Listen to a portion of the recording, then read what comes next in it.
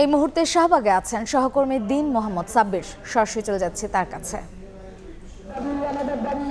পিলখানা হত্যাকাণ্ডে কারাবন্দীদের মুক্তি সহ ৩ দফা দাবিতে এই মুহূর্তে রাজধানীর শাহবাগ দখলে নিয়েছে, অর্থাৎ শাহবাগ মোড় অবরোধ করেছে বিডিআর পরিবারের সদস্যরা। আপনারা জানেন বুধবার সকাল থেকে তারা আসলে পিলখানার যে হত্যাকাণ্ড সেই হত্যাকাণ্ডে জড়িতদের যাদেরকে শাস্তি দেওয়া হয়েছে এবং সেই বিডিআর হত্যাকাণ্ডের পুনর্তদন্ত, ন্যায় বিচার এবং কারাবন্দীদের মুক্তি সহ ৩ দফা দাবিতে তারা আসলে অবস্থান কর্মসূচি শুরু করে এবং তার পরবর্তীতে আজ সকাল থেকেও তারা শহীদ মিনারে অবস্থান করছিল এবং তার পরবর্তীতে একটি সিদ্ধান্ত গ্রহণের পর তারা আসলে শাহবাগ অভিমুখে যাত্রা শুরু করে এবং শাহবাগ মোড়ে এসে তারা আজ দুপুর 1:30টার দিকে শাহবাগ মোড় অবরোধ আজ 1:30টার দিকে শাহবাগ মোড় অবরোধ করে। এবং এই মুহূর্তে আপনারা দেখছেন যে বিডিআরের চাকরিচ্যুত সদস্য যারা রয়েছেন তাদের পরিবারের সদস্য এবং যারা বিভিন্ন মামলায়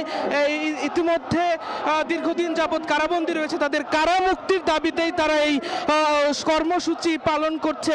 তাদের সঙ্গে আমরা কথা বলেছি, তারা যেমনটি জানিয়েছেন যে আসলে তাদের যে দাবি দাবাগুলো রয়েছে, অর্থাৎ কারাবন্দীদের মুক্তি এবং তাদের যে বিচারের সুষ্ঠু তদন্ত, সেই দাবি আদায় না হওয়া পর্যন্ত তারা আসলে তাদের কর্মসূচি চালিয়ে যাবে, এমনটি তারা আমাদেরকে আসলে জানিয়েছেন। এছাড়াও আমরা দেখেছি যে বিডিআর যারা সদস্য রয়েছেন তারা যেমনটি বলেছেন যে গতকালকের যে কর্মসূচি তারা আসলে তাদের যে চাওয়া, সেই চাওয়া আসলে তারা কাঙ্ক্ষিত প্রত্যাশা পূরণ হয়নি, যার কারণেই তারা এই আন্দোলন করছে।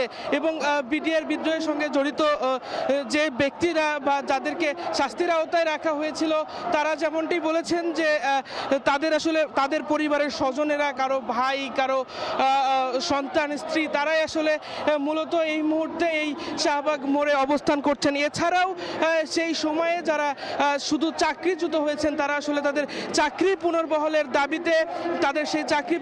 দাবিতে তারা আসলে এই আন্দোলনটি করছেন।